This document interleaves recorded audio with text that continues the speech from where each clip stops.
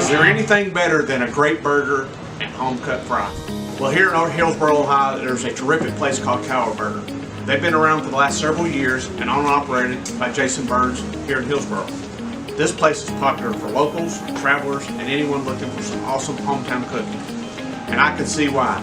Premium, fresh cut ground beef, hand cut to order fries, A1 mushroom burgers, the new sriracha burger, hot dogs, onion rings, chili, coleslaw. They even have a drive-thru and he does catering. And he goes through several thousand burgers a week. This is the Holy Cow Burger. 2 beef patties, lettuce, tomato, pickles, mayonnaise, ketchup, mustard. I got the home-cut fries. I got the homemade coleslaw. This is one big burger.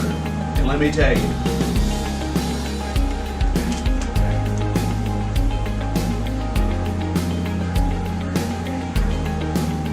you got to stop and check this place out. This is really good.